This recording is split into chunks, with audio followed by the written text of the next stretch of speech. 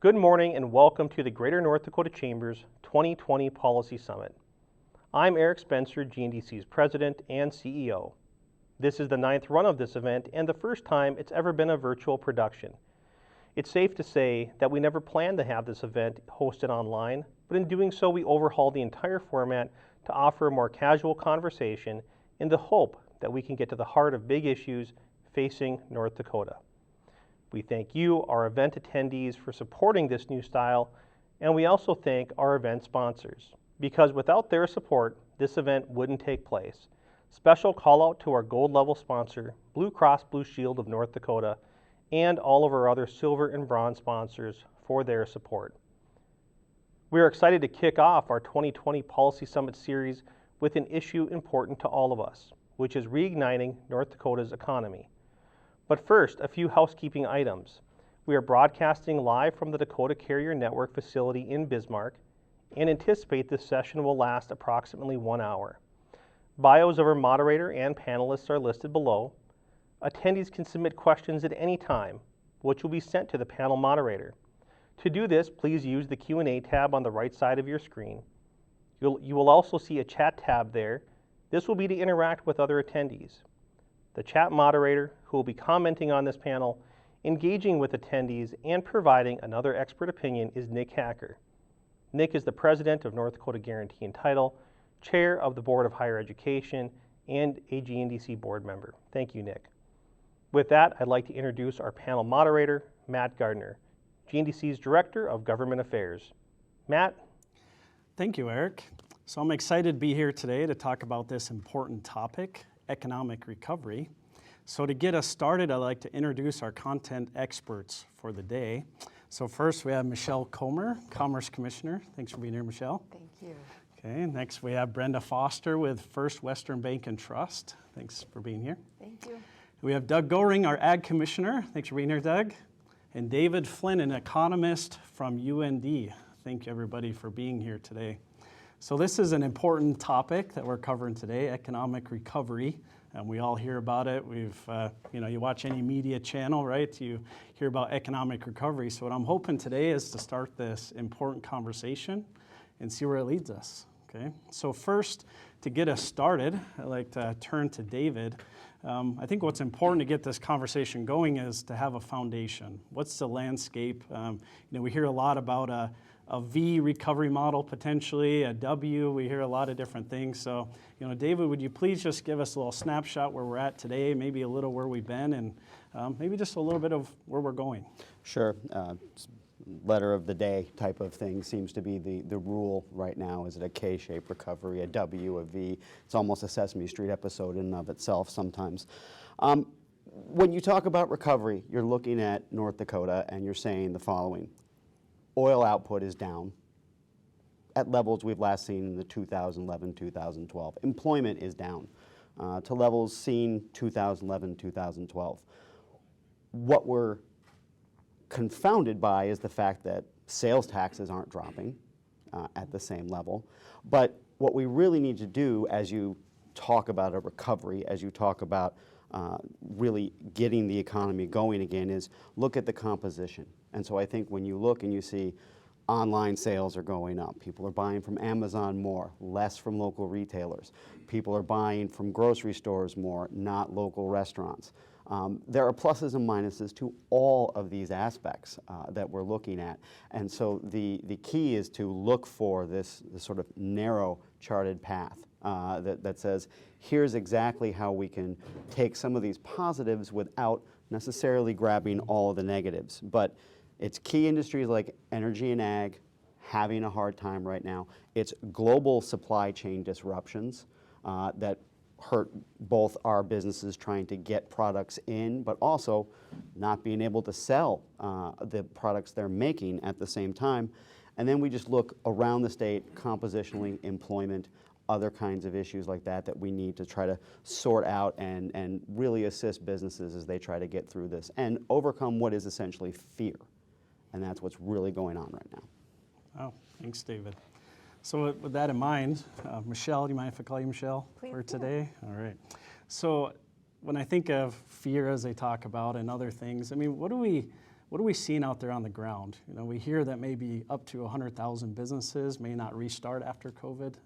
What does that part look like as far as North Dakota is concerned? Yeah. Well, Matt, at the Department of Commerce, we're paying a lot of attention to what's really happening. It's one of the things we're good at. We're fortunate in North Dakota that we're small and we're hyper-connected, and it was an ambition of ours from the very beginning to act on what we know, not what we think we know. So to that end, since March 13th, the Commerce Department has done 3 or 4 different surveys, business survey, 2 of those, a community survey and a rural survey, to ask just those questions, what's really going on. And what we've learned is that, of course, as David said, this is affecting North Dakota businesses, but we have a lot of reason to remain hopeful.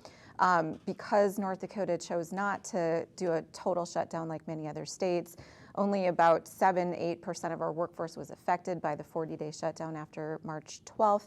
I agree with David entirely that what's going to be critical to moving forward in this recovery, which is hopefully gradual and consistently going upward, is consumer confidence. That means different things at different times in our nation, and today it means confidence in infection control, because we are living in a global pandemic, and at the Department of Commerce we've tried to pay attention to that need, and we can talk a little bit more about what we've done whenever you're ready. Okay, perfect. Thanks, Michelle. So then Brenda, Brenda not only, the banking and lending industry here in the state, but also serve on the Minneapolis Fed Board. So what, from a regional perspective or even in-state, what are we seeing on this line of the economy and a little bit into recovery? Sure. And it's interesting, and I'm very fortunate to be a part of the 9th District Federal Reserve. So we do talk a lot about the different states, what's happening, and some of the things that maybe we expected early on with the pandemic haven't occurred. We expected to see delinquencies go through the roof, and that hasn't really been the case, in the lending area. And some of your businesses that maybe needed a little boost are getting a boost. And so that is interesting to see that as well. But we're also learning how to use technology in a different fashion, or more so than we have in the past, so that we can become more nimble in our jobs. And that has been very helpful to all of us, because things that we have been doing manually, we now can do remotely and online. And so I think it has challenged us to do our businesses a little bit differently. And seeing how the Dakotas pull together and support their local business has been very remarkable. We're finding ways, even with the restaurants, some of them have struggled, the hospitality industry, finding ways to support them that are maybe a little bit different, going out buying gift cards and giving those to your employees and encouraging them to support our local businesses.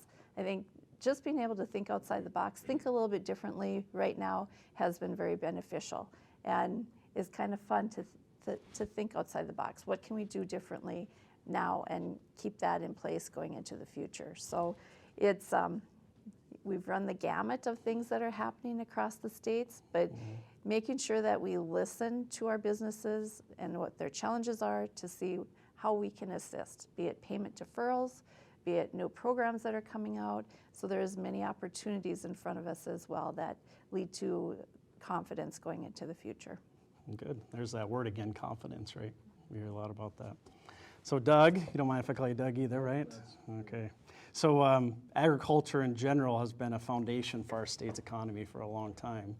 And the more I visit with you and other ag producers and other industries, ag stretches a gamut from manufacturing. There's value-added processes, and we talk about supply chain, export, imports. I mean, there's a lot to the ag industry, but how's the industry doing, and what's your perspective on where we're at today?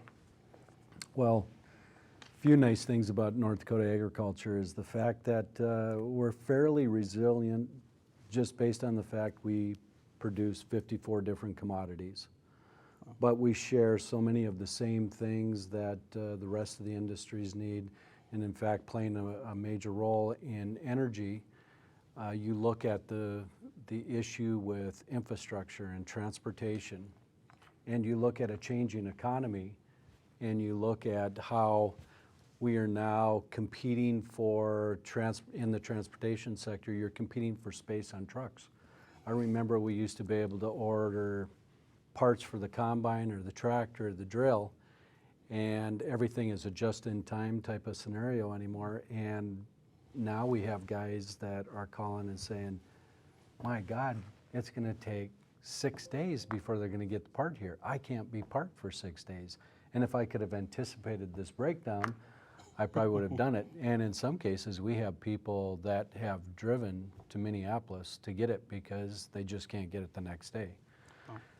Some of the beauty, though, that we have with this great relationship with other industries, other sectors, you look at oil and gas and you look at agriculture and coal, we have a very great symbiotic relationship and we're all utilizing the land. But when we were constricting back, or when the rest of the nation was constricting back in 09, 10, and 11, North Dakota was expanding. We were building out our infrastructure, which agriculture benefited from, because if you look at roads, you look at rail, you look at bridges, we even look at air transportation, was actually growing in North Dakota. That set us up for a great future as we moved into anything from 2012 onwards into 2020. It has helped us to be a bit more resilient, and as we look at a state that produces more than we can consume, then you go back to all roads lead somewhere. Well, in our case, whether it's a domestic market, international market, it's all about exporting our products out of this state. And I believe there's some real opportunities in the future, but we do have to deal with some of the issues at hand right now, which is that space within the transportation sector, and also the issues with trade agreements and the value of the dollar may be working in our best interest, and workforce is a big issue. So, there's a lot of things up in the air. People were very appreciative of the fact that Congress responded quickly to the needs and the issues across this country. But to that degree, it would have been nice at some later date they would have started to manage and think about what unemployment insurance would have looked like. It was great to enhance what we offered, but in some cases a one-size-fits-all, and what works on East and West Coast didn't work for the Midwest, and it doesn't necessarily work for North Dakota. It has actually forced some of those workers to stay at home versus out looking for a job. So there's probably some things that could have been managed in that period of time, because the workforce is a real issue for agriculture, for agribusiness, for manufacturing, and hopefully we can resolve and work through this. Yeah. Well, thank you. So I think, this was a good kind of baseline, where we're at, where we're going potentially, but I'd like to, dive into a few things. And one thing I'm curious, now that we have David here, is, you mentioned a little bit about energy and agriculture, some of those, workforce, but what are some key indicators? What do we look for as recovery starts to happen in North Dakota? Like, if I'm a business owner, what am I going to be looking for? I think a couple of things. I've seen the surveys that were mentioned from Commerce. I happen to be taking part in one going forward about what will lead to actual changes in behavior on the part of people. I think a couple of things. One, I've seen some foot traffic surveys. How many people are going out to stores? This is okay, but it doesn't tell you how much they're spending. It doesn't tell you that they're not looking and saying, well, I can get it, or maybe it's a little cheaper at Amazon, and Amazon will get it to me in 2 days. Do I need it now? So the fact that people are going out, as was correctly pointed out, we never completely shut down. So we didn't do the New York City go to zero kind of situation that happened for some stores. And so I think that's a big key. I think part of the other issue is the Canadian border. The value of the dollar being mentioned here already. Key parts of that shopping clientele are out. So when I'm thinking of what's going to be indicative to me of real sustainable recovery, I start thinking about measures like some of the local taxable sales and purchases without the what I call without the Wayfair adjustment. So what is really being generated locally, because that's going to help sustain local employment much better than online retail sales and these kinds of measures. And so I look for the uptick that's going on. Now, driving into Bismarck, now hiring, now hiring, now hiring, now hiring. Seeing lots of signs talking about now hiring, and that's another positive sign that stores are feeling like they can put out a help wanted type of sign, that maybe it will get them a response, that the sales are there to actually potentially come in the door at this point in time. Because again, it was already mentioned, we're finding all kinds of new ways to do things, and I think another thing that North Dakota can actually lead the way in, you mentioned the just-in-time model. I think we've seen the tragic failure of the just-in-time model, the idea that there are no inventories around that you're keeping, that's this part, that part, or anything like this. I remember at the beginning, you couldn't get a computer. In March, suddenly you couldn't get a computer for 2 months because nobody had the parts. And then, are the parts made in China? Are they made in Japan? Are they going to be allowed in the country? All kinds of questions. So I think there'll be a business shakeup in terms of business model, but I think help wanted signs, local stores reporting more sales, that's the kind of thing that you need to start seeing. And I should say local businesses. Can we get anything out of the state? Are people buying our stuff from Nebraska, from Wisconsin, from Idaho, wherever it may be? Yeah, I mean, North Dakota for a long time has been good about exporting. We export energy, agriculture, a lot of different products. And just back to you, Doug, there's opportunity for onshoring or reshoring, as it's called. I mean, what do you think the state needs to do to be more competitive so that we can have those opportunities in North Dakota? Yeah, you almost have to create a bit of critical mass somewhere within the system, and then you have to piggy bank and have partnerships to do some of that. Transportation is one of the biggest issues we contend with in North Dakota. We're smack dab in the middle of the continent, and everything has to go on rail, road, or air if it's going to go someplace.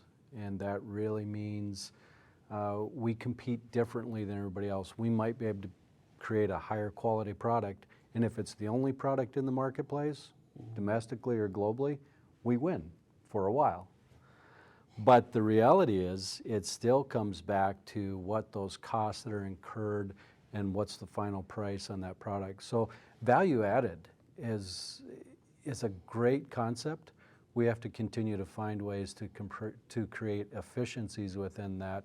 And that was one of the reasons that when you looked at the intermodal system, we had containers coming right through this state, and we couldn't get any space on there. And it wasn't that there wasn't any space, it's stopping, unloading, reloading. By the time you got done with all those costs, they threw that back on us, and we had higher costs for something moving into the Pacific Northwest than they did out of Chicago. If it was $425 for a container out of Chicago, we were getting $1,125 here because of repositioning fees and other prices that were associated with that. So transportation is probably one of the biggest factors we have to deal with for things coming in and things going out. Mm-hmm. And I think if we had enough of that critical mass in different areas, we start piggybacking that, as we've seen with the energy sector and agriculture, there was some sharing of some space, things started to work. We could compete. And I think the fact that the value of the dollar is going down puts all of our products in the United States in a competitive advantage in the global marketplace. So that could work to our benefit in the next couple of years as we go forward. Well, no, thanks for that. And, Brenda, early on, the banks were very important, our lenders very important, and get PPP dollars out. David talked a little bit about, the federal government and what they provided. You guys were crucial in getting that out, but what does the next phase of that look like? We hear about, Congress may do something, but I mean, from your opinion, from the banking perspective, what do we need? Is there more needs out there for businesses? Well, I think we're just starting to see that, Matt, because as we're starting to ramp up on the forgiveness piece of the PPP, we're starting to see gaps. and probably more so in the oil-related business.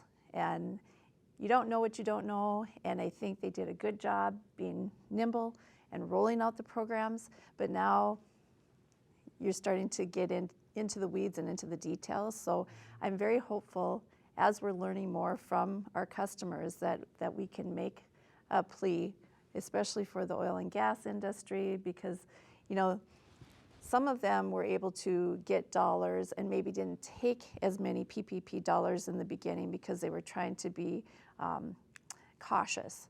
And so in a couple of instances, what we're finding out is now they're starting to apply for forgiveness, and the loan is not going to be 100% forgiven, because at the time they felt that they would rehire their employees, because that was, you know, the main purpose of the PPP program. Well, then the oil and gas industry, as we know, hasn't recovered, and we don't know for sure the length of time. They're not going to be able to rehire those employees, which is a key piece of the PPP. So they are being faced with probably having to repay some of those dollars. And or if they would have taken more in the beginning, they would have had those funds sitting in the bank. They actually could have used those funds to repay this gap, but because they are being conservative, they're not able to do that. So we're starting to hear from some of our customers that that's an issue. And so we'll you know, take that all into account and hopefully share that with others that maybe can help do some changes to the program as we go forward. But it has done what we had hoped that the program would do in keeping people employed, and I think that was very important. But now hopefully we can adjust and come out with some additional things that will continue to help our vital industries in North Dakota. Okay, so Brenda, do you have a sense on who utilized PPP the most? What industry? Hospitality, oil and gas? Do you have a sense on that?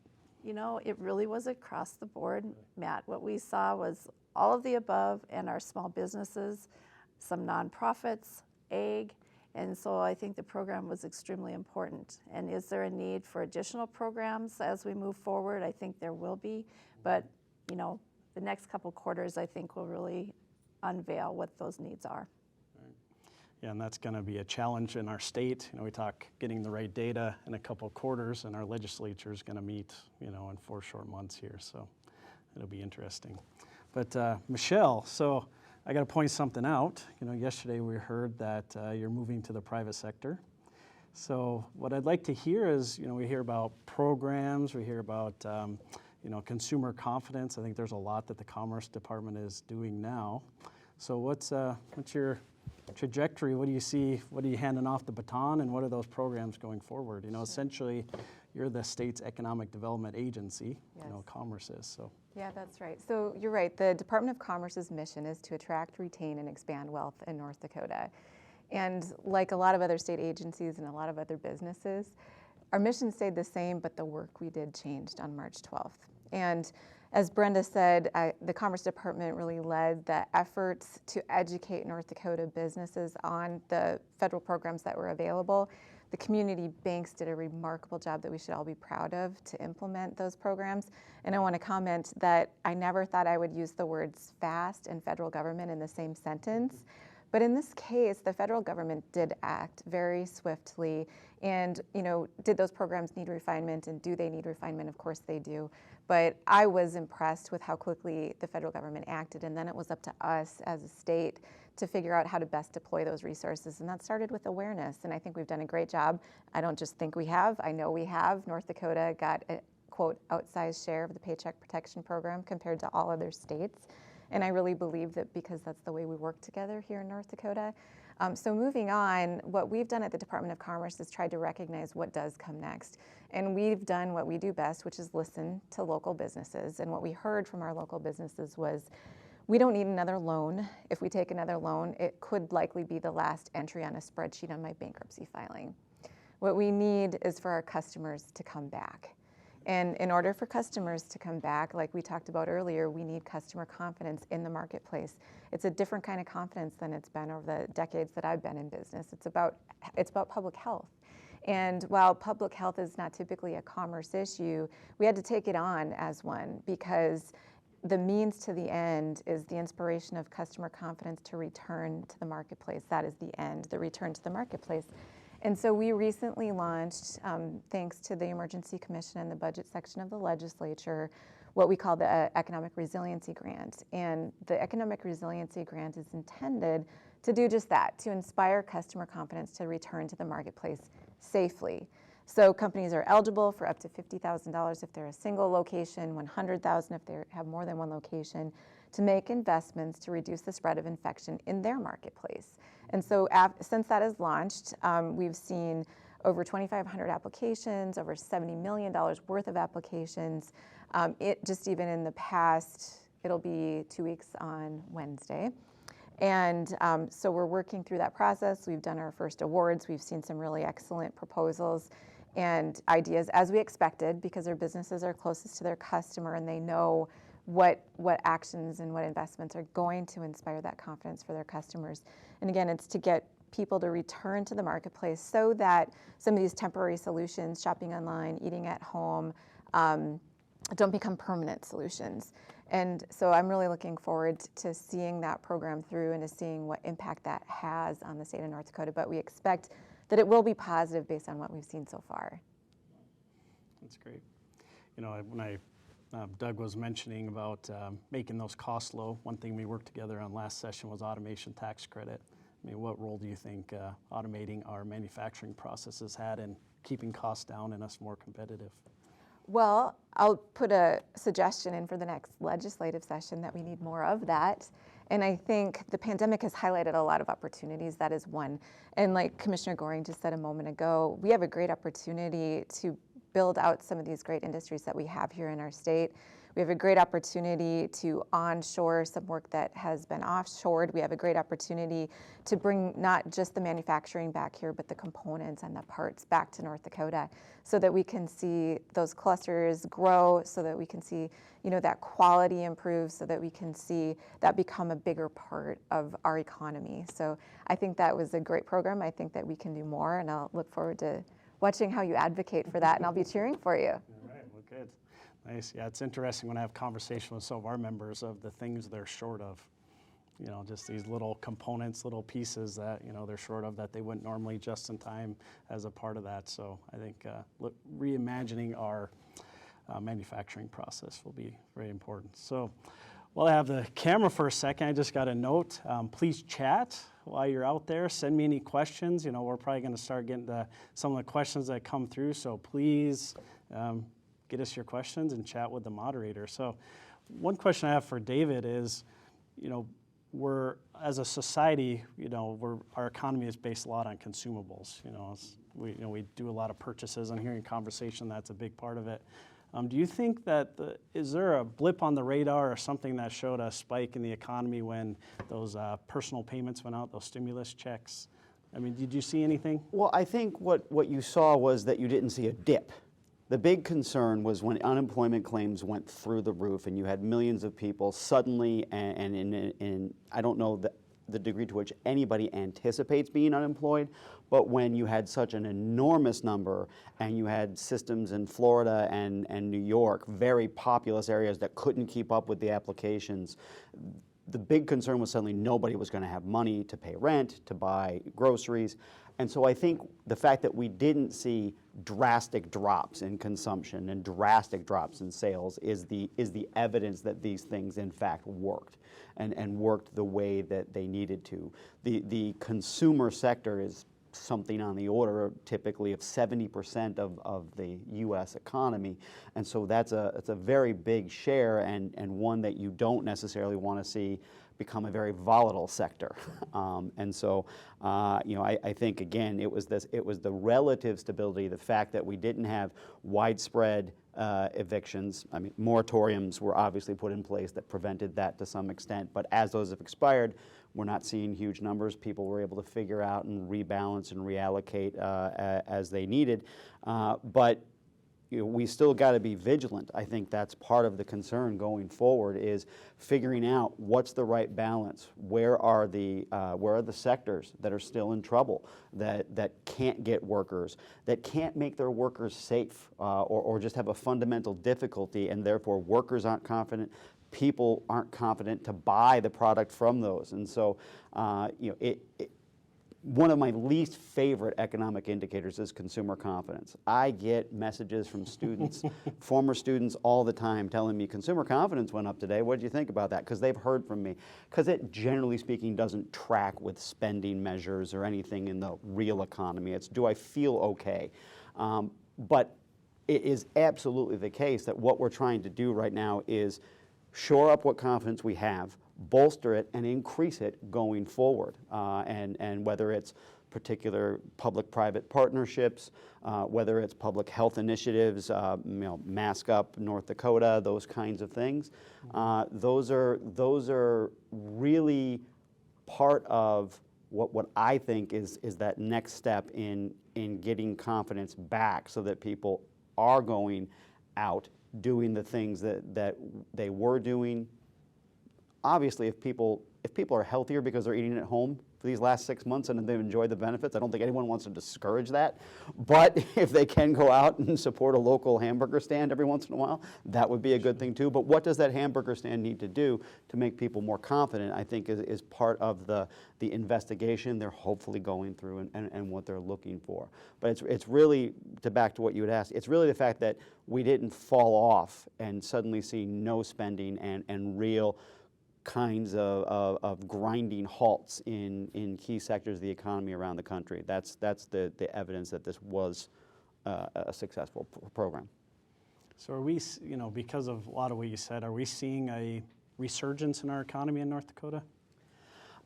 I would hesitate to say resurgence. We didn't drop off the map the way some other places did, because we took advantage of a few things. One, we're a relatively less dense population state. We don't have that density of the major metro areas. I think people in general were cautious, were careful. Stores helped with that, with distancing, don't put your stuff on the conveyor belt at the grocery store. So I think there was a fairly smart approach, and I think the governor's office, the press conferences, the information that was put out there was, unlike at the federal level, consistent. There was a consistency in the delivery, there was a consistency in the information that allowed people to better process that information and make decisions. I think the volatility of the information provided at the federal level was part of the problem. Who do we trust? Who don't we trust? You have officials working at odds with each other. It seemed to be more consistent here, and I think that meant we were able to manage certainly the early and middle stages of it. Fatigue is always the concern, and we'll see what happens with that. All right, one more question for you. Uh-oh. So when we think of where we're going and where we've been, do you think North Dakotans need another stimulus payment? Well, I didn't view them as stimulus payments, because I didn't think they were really designed in the same way that stimulus has been done in the past to sort of boost the economy up a little bit. This was sort of an insurance payment. This was let's make sure things don't really get disastrously bad. The answer to that question, and I know it sounds like I'm hedging, some people will. There's a lot we don't know. There are a lot of businesses that are still suffering, that are worried, that are concerned. I think the banks have been very, very diligent in trying to work with their clients.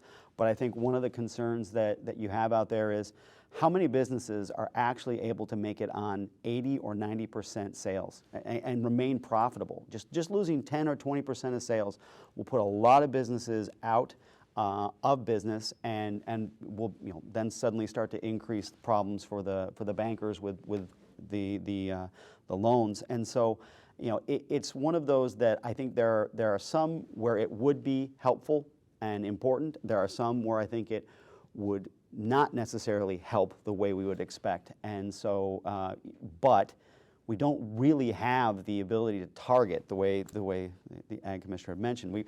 The way in which this policy was initially done was simply because we couldn't figure out how to make it work for New York the way New York needs it to work for North Dakota the way North Dakota needs it to work. And so we kind of did let's just do an average.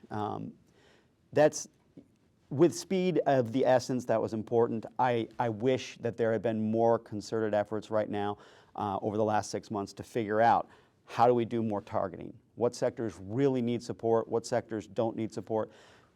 It's all the rage. I hate them. Zombie movies, right? We don't want zombie businesses. These are businesses that should be dead, but for whatever reason are still alive. We don't want to throw money at businesses that realistically should go out of business, that this should be a signal for them, you shouldn't be in business anymore. You're not going to make it long run. You know, that's harsh, but again, stimulus payments or other kinds of things to keep those sectors going, it's always a risky and dicey proposition. So Doug, from the agricultural sector, I mean, what do you think? Should Congress implement another, phase 4 plan, and if so, what would it have in it for the ag industry? Well, actually, they do have a phase 4. They've been designing and working on it for quite a while. There are a few components of that certainly come back to address some sectors in agriculture. There's some language in there, kind of redesigning the loan forgiveness part on the PPP program, which would be good. I've heard some of what that might look like. That would certainly help some of our businesses here in North Dakota, probably given the fact most of our businesses in North Dakota are going to be of a certain size that are going to qualify in that area.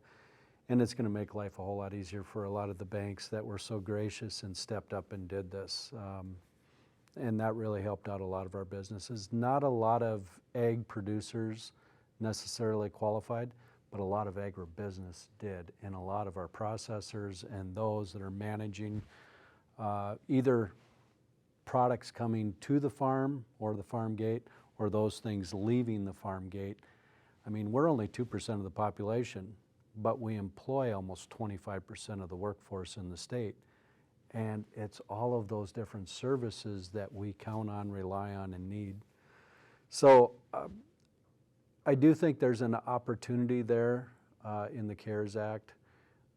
Stimulus spending, I think that comes down to how do you do it? I mean, there were people early on with the very first CARES Act package that just got an infusion into their bank account. But later on, they sent out debit cards. That forces you to spend that money into the economy, one way or the other. You're either going to buy washing machine, dryers, and dishwashers, maybe a car, RV, or boat. I mean, we've seen and heard that you can't hardly buy one anymore. In fact, somebody told me about 2 months ago, try finding a 2020 vehicle on the lot. You won't find one. They're out. You got to wait till 21s come out. So there's ways in which they could design this that would probably continue to help foster, build, more confidence in the market, more activity in general. But there's a huge fight, and it has a lot to do with philosophically how they're doing it. Some want to just throw money at everything. Some are saying, well, let's be a little more cautious this time. And I think to David's point, yeah, there might be some places that you're just propping up a scarecrow. And that's going to be a little challenging. Other than that, I do know that there's some states that are still struggling. And I'm not sure how you help everybody. I don't know if you really start to initiate policies or allow some discretion on how that can be used. You can build framework, and then they have to fall somewhere within that framework. And there's been some latitude in previous bills, but yeah, I'm not in the sausage making industry in Washington. I get to play every once in a while in that arena, but this one, there's so many players with big lists. It's a little daunting. So, listening to you, Doug, I mean, there's just a lot of complexity to these programs. And Brenda, I'm just curious, what kind of questions do you get from business owners? Are they, What are they asking when they call the bank and they want to continue? What are they looking for? Well, as Michelle alluded to, not another loan. You know, I think as North Dakotans, we're fairly conservative, but there are some businesses out there that they can't take another $5,000 loan, $10,000 loan, whatever the case might be, because that could be the demise of the business. So they want to continue, and so how can they continue? So they want you to listen.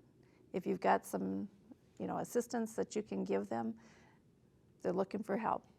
But as Commissioner Goring stated, there's some industries, the car industry, the boats, the ATVs, the motorcycles, I think they have benefited to a certain extent because we're not traveling, we're not out taking our vacations. So what can we do recreationally to at least get out and enjoy our beautiful North Dakota summers? So it is difficult to find a vehicle to buy, and you look around town and you see the new plates, and that's great because I think that stimulus or insurance money did help some of those industries, but there's still some of the low to moderate income individuals and businesses that need assistance, and I'm sure hopeful that we can continue to help them so they remain with us until this situation is behind us. So I just have to ask, what innovative ideas are you hearing out there for businesses that they've done to elevate their business? Sure. Well, I guess because food is near and dear to all of our heart, they're willing to cater to box meals. They're just, our downtown area, you can drive up curbside and pick up an order. And be it food or other things, they really have become innovative. Even the clothing stores, you can go. Some of them didn't have their merchandise online. They now do. So you can place your order and drive up and pick it up from them. So they're really trying to think outside the box and how can they remain a viable business in North Dakota. And I think that's great because I like to get into the business and look and touch and feel, a product.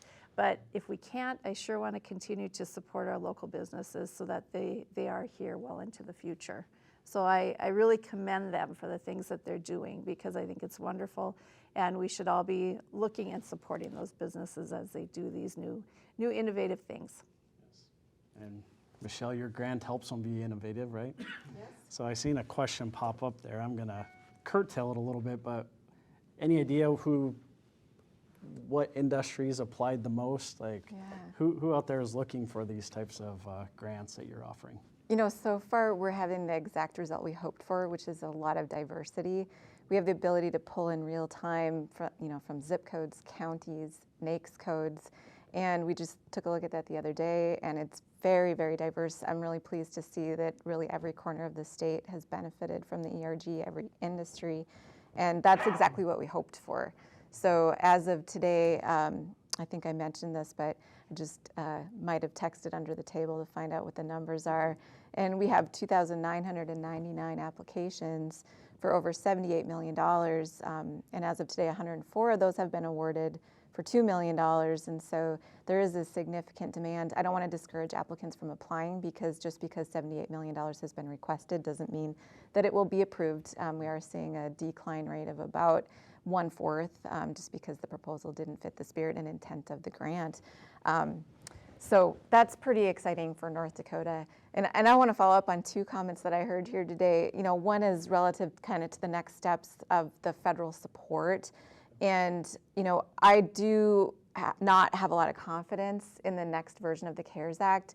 And that's just simply for the reasons that have already been stated, that the devil's in the details, and North Dakota has unique needs. And in my last 4 years here working on Team North Dakota, it's evident that often, if not always, federal aid is not designed to suit North Dakota. We have a small population, we have unique needs. And that's not to say that it won't be helpful, but the messaging in that, from my perspective, is that we have to really dig into how do we solve these problems together as a state. And you know, a lot of that is within our control. And then to follow on David's comment about eating at home and eating healthier, I think I should go eat at his house because the buttons on my jeans are social distancing themselves. And I really want to get out into the restaurants again. So just keeping on that vein, Michelle, what should the state look at? I mean, we talked, you know, we had good foundation discussion, we have, you know, federal discussion, but now let's move on to the state, you know, with the legislature going to meet soon. What should we be looking at? Yeah, you know, Matt, I don't know. I mean, we have a lot of options when it comes to the legislature, which is kicking off here in January. That seemed to go really fast. But I think it is such a unique time. You know, this isn't, we certainly have an energy crisis. We've had those before. But we have this double black swan event of an energy crisis combined with a global pandemic. In 25 years, I have no experience with a global pandemic, a public health matter that's affecting not just our state, but our nation and the globe at the same time. And so the solutions are different, and I don't know that they're going to be found in just incentives and packages and government programs. I don't think anyone's suggesting that, by the way. But I think from a public health perspective, so much of this is about individual commitment to community. And in North Dakota, I think we're really good at that. I think we can be really good at it, and I think we must be really good at that because our ability to control on our own the spread of this infection is going to be directly connected to our economic recovery. And I hope that we can show the rest of the nation and the world what that can look like. And Doug, I'm going to ask you the same question. You know, from a state policy perspective, what are some things we should be looking at? Well, one thing I sure appreciate about North Dakota, and it's probably true of everybody in the Midwest, but I like to tout North Dakota a bit. We are, and I say this about agriculture too, we're like good Marines. We adapt, we overcome, we innovate, we're tenacious, we have a great work ethic. We tend to find ways to make things work. This one kind of has everybody a little bit tied in knots, trying to figure out how to move forward, because if you have some people, some sectors that are moving forward, they're like, okay, everybody kind of get on board, but it's not necessarily happening. And there's a lot of things that are happening out there in the public. I get far too many questions about, you know, when is the policy going to change? When are we going to move forward? How's the legislature going to deal with this? Are they going to start to make changes in the next session that are going to limit executive orders? Are they going to take a position here? Are they going to backfill some of the needs that the federal government started but didn't do, didn't have good follow through on? I don't know. Those are great questions. I know also working with some of those that are less fortunate, our moderate and lower income people, our food banks, our senior citizen centers, even the Great Plains Food Bank and soup kitchens, they have a lot of needs and a lot of questions. And we've been interacting and working with them to try and find out, you know, in one of the most recent emergency requests, we got about $2 million to look at assisting and helping them with refrigeration, dehydrators, just so that they have the ability to extend the shelf life of perishable products, whether it's dairy, meat, vegetables, and fruit. Those are real needs that exist out in those communities, and if we don't address them, we have more heartache, more headaches that we have to deal with on a local level. And then that just causes more chaos within those communities, more anxiety, more depression. I mean, we're already seeing suicides are up, substance abuse is up, mental health and depression is up. I'm not so sure that the cure isn't worse than the disease.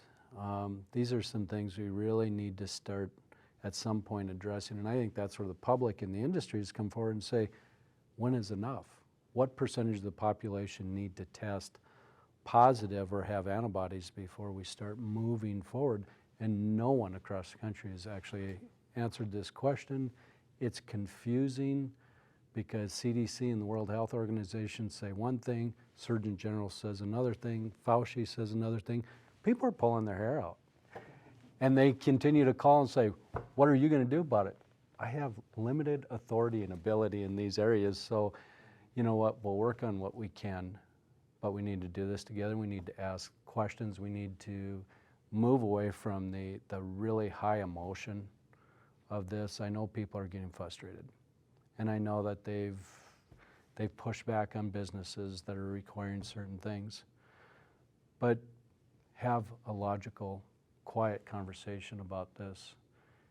Express your concerns, and let's continue, like Michelle said, let's find a path forward together, because I think there's an opportunity and ways to do that, because like I said, we're tenacious, we're innovative, we're creative, we adapt, and we overcome. So I think that's one of the steps forward, is continue to stay focused on that, the positive, and have conversations.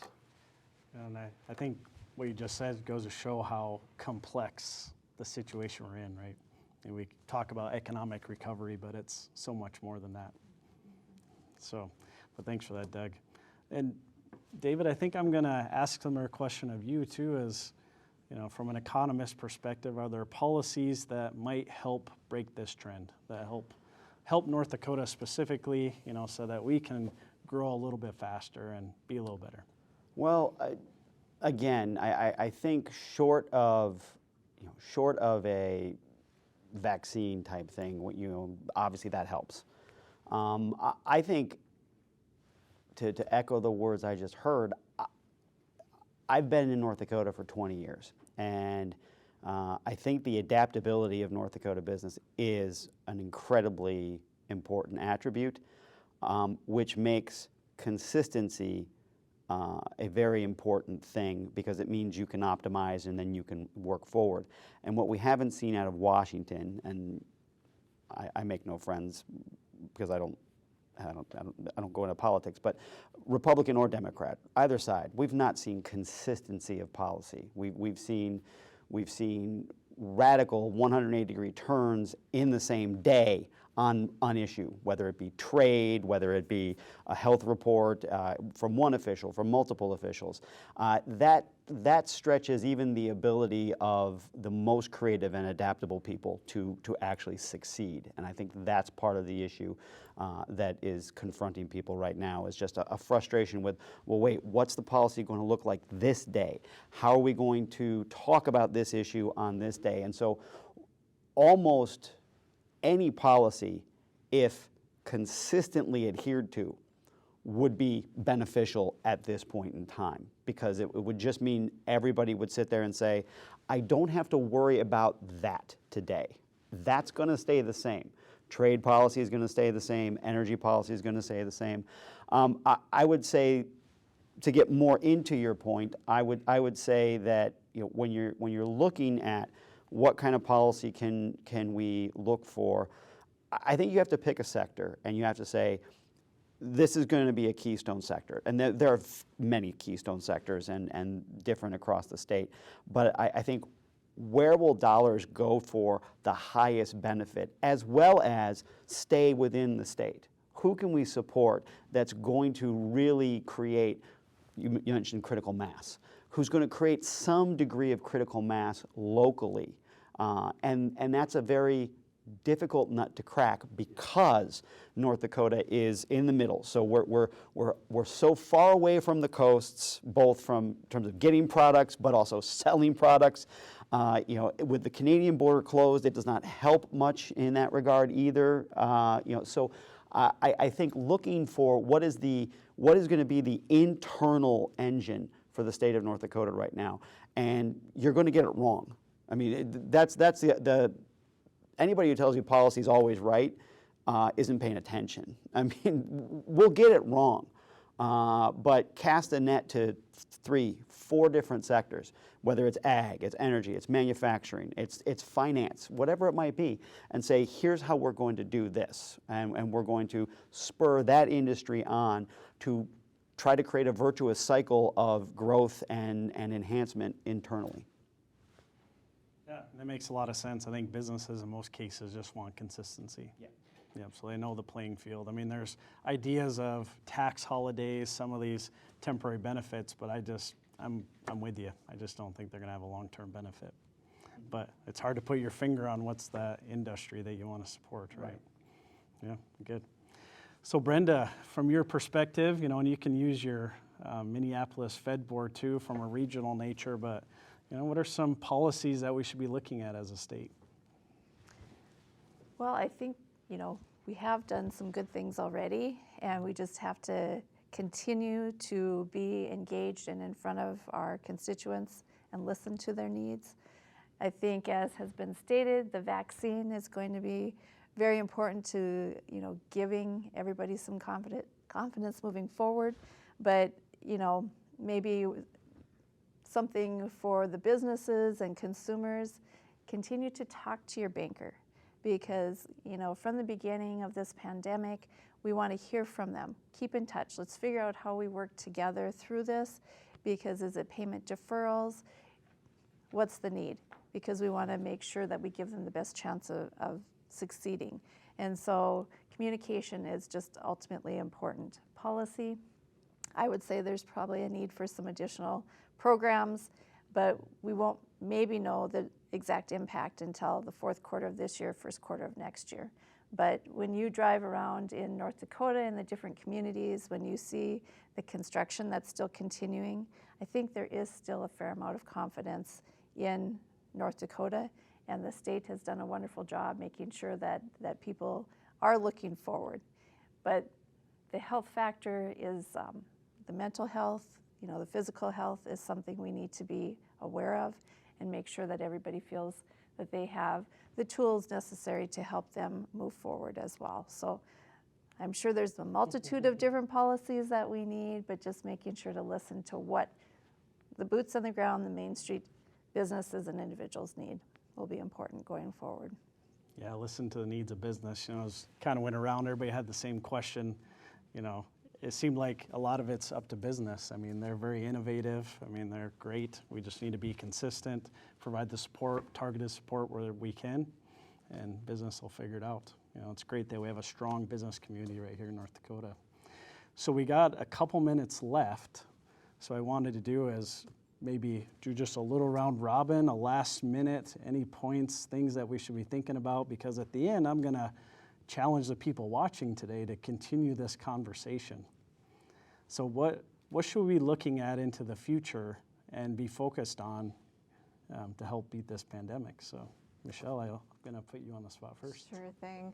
Well, I'll probably just repeat what I've already said, which is I think we've modeled this already, but instead of behaving like a collection of 765 individuals, we need to behave like a statewide community.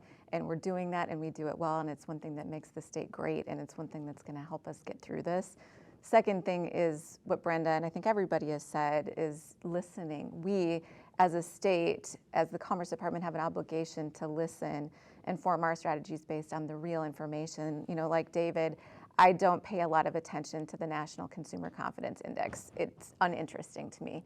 What matters is what we're hearing from our real life businesses. And again, I feel so fortunate to live here. I wish there wasn't a global pandemic, but I'm glad that we're here in North Dakota experiencing this together. And I think we're benefiting from our natural conservative nature as a state. Once again, it happened in 2014, 2015. It's happening again today. The banking industry is seeing it. We don't want to see where we're at today perpetuate itself over months and years. But from my perspective as a leader in state government, it comes back to listening and being responsive and working together. Okay. Thanks, Michelle. David, what are your thoughts? Sure. I think since this is going out to businesses and you're challenging them to continue this discussion, I think evaluating the supply chains, both for businesses but for the state, becomes a critical thing. It's obviously a successful business group, an innovative business group. The adaptability is well known. You want to see long-term positive change as well as then a profitable opportunity. I think what North Dakotans need to do is look at increasing, expanding the in-state supply chain and seeing where those opportunities exist, how they can compete effectively, and that can really enhance the trajectory for the state economy, regardless of the course of this disease or whatever the next disaster would be. Okay. And Doug, I'm sure you agree with that. Yeah, no, I do. As a public servant, I'll tell you that you spend an awful lot of time listening to people. And sometimes you have to tell them there's nothing I can do about your situation. But there are times in which you need to be humble, show a bit of humility, work with others to try and change and modify some policies to address the needs. Because you're exactly right. We do not always hit the mark when it comes to policies or regulations. There are times in which you need to be adaptive and you need to look at the issue, provide some flexibility, be a bit more nimble. But it really takes exercising that art of listening and then not being so quick to say, oh yeah, we're going to fix that or we can do that. We understand that, but we need to know more. Help us understand, see if there's ways in which we can move to be supportive or to address some things. I know in the banking industry, we try to use the Bank of North Dakota to address some of those needs to assist the financial industry, not to compete with them. It's to assist and enhance that effort. So wherever we have state government, local government playing a role, we know we have to be active listeners, and actively exercising a bit of humility so that if we have something wrong, let's address it, let's change it, and let's help. And truly, it's about servitude. So I think if we all exercise that in our communities, we'll be a whole lot better off. And Brenda, just a few seconds. You know, agree with everything that has already been stated, but it's so important. Work together, support each other. Don't be afraid to bring up an item for discussion. If we don't hear about it, know about it, we can't try to address and help. The state of North Dakota, all of your offices have been very, very helpful. Bank of North Dakota has been a great partner. So please continue to have the conversations within your business, your community, and the state, because we will be stronger as we come out of this. Thanks, Brenda. Thank you, panelists. And those tuning in, whether you're an elected official or a business owner, employee, citizen, challenge you to continue the conversation as well of how we can recover North Dakota's economy. So thanks for tuning in. This session is now complete. Thank you to all that made this conversation possible, including panelists, moderators, and our sponsors.